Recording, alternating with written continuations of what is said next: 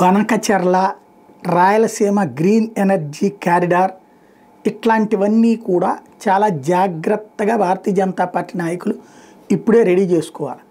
ఎందుకంటే తెలుగుదేశం పార్టీకి అనుకూల మీడియా ఇదిగో కేంద్రానికి ఈ ప్రతిపాదన పంపించారు, ఏది రాయలసీమలో కడపలో ఇంకో స్టీల్ ప్లాంట్ది, లేకపోతే కనుక ఈ బనకచెర్ల కింద డబ్బులు ఇవ్వమన్నారు, అలాగే ఇంకొక పోర్టుకి డబ్బులు ఇవ్వమన్నారు దుగ్గరాజపట్నం, ఇట్లాంటి వార్తలు లీక్ చేస్తున్నారు. ఇవి నిజంగా వీళ్ళు అడిగారా లేదా కేంద్రాన్ని తెలియదు జనానికి, బట్ పేపర్లో రాశారు కాబట్టి అడిగారని అనుకుంటారు. రేపు పొద్దున్న తేడా వచ్చినప్పుడు ఇదిగో ఇవన్నీ చేయలేదు కాబట్టి మేము తేడా వచ్చినాయి అంటారు. ఇప్పుడు ప్రస్తుతం ఏంటంటే బీజేపీ గెలుస్తోంది కాబట్టి ఇప్పుడే దూరం అవడం కానీ ఏది ఉండదు, కానీ తేడా వచ్చిన రోజున ఏ స్థాయిలో రివర్స్ అవుతారో తెలిసినటువంటిదే.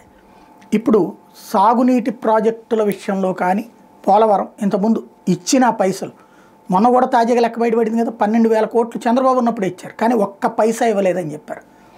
అట్లాగే అంతకుముందు ఇళ్లకి సంబంధించి ఇస్తే ఒక్కటి ఇవ్వలేదని చెప్పారు, పరిశ్రమలు వస్తే రాలేదని చెప్పారు, ఒక్క పరిశ్రమ కూడా రాలేదు, రానియకుండా అడ్డుకున్నారని చెప్పారు. అట్లాగే నెగిటివ్ ప్రచారం ఉంటుంది.